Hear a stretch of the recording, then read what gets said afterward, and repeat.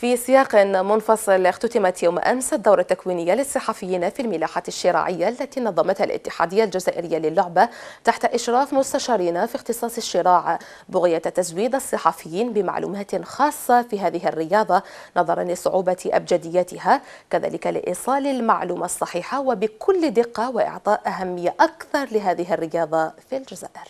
الفيدرالية قررت باش نديروا اون فورماسيون للصحفيين باش نعطوهم المعلومات الخاصه لهذه الرياضه. نقول لكم باللي الرياضه هذه صعيبه شويه، ما تندار في البحر بعيده وكثير من الاحيان الناس ما يقدروش يتبعوها وما يفهموهاش.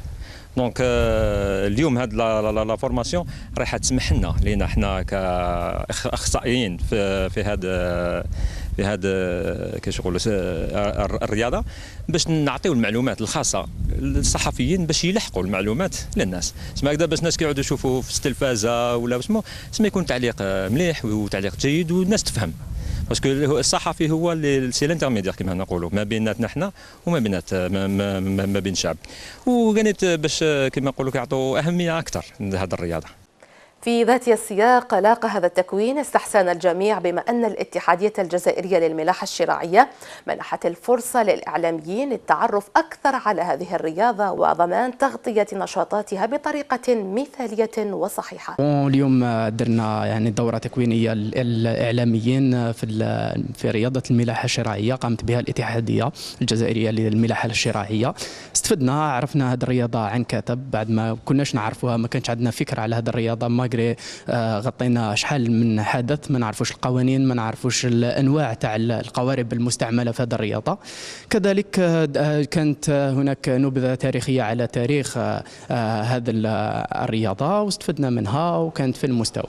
الاتحاديه الجزائريه للزوارق الشراعيه اللي عطتنا هذه الفرصه باش نتعلموا شويه كيفاش نغطيو المنافسات تاع هذه الرياضه اللي ما عندهاش شعبيه كبيره في الجزائر.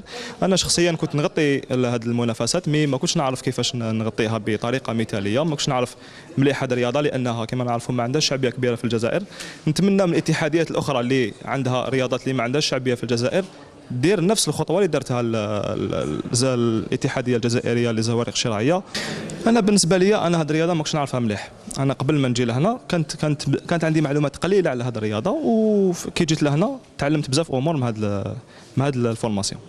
في الحقيقة هي مبادرة طيبة وهي سابقة، لأن قليل من الاتحاديات اللي تعمل على تكوين صحفيين في اختصاصات أو رياضات غير معروفة تقريبا، ما عندهاش يعني دعاية هنا في الجزائر، وهي مبادرة يعني رانا استفدنا من بعض المعلومات.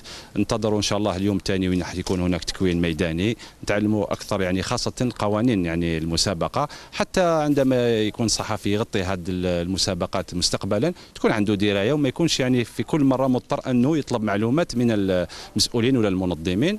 هي مبادره الله غنستحسن يعني طيبه ونستحسنوها، وان شاء الله نتمنوا يعني بقيه الاتحاديات الاخرى يقوموا بنفس هذه المبادرات تحسيسيه ويعني تكوينيه للصحفيين. هذا وستنظم الاتحادية الجزائرية للملاحة الشراعية بالتنسيق مع رابطة بومرداس للعبة البطولة الوطنية وكأس الجزائر حسب الفرق صنف الأوبتيميست لأقل من 15 سنة يومي الجمعة والسبت المقبلين بكاب جنات ولاية بومرداس تحضيرا للبطولة الإفريقية المقرر إقامتها بأنغولا من 6 إلى 14 من شهر أكتوبر المقبل.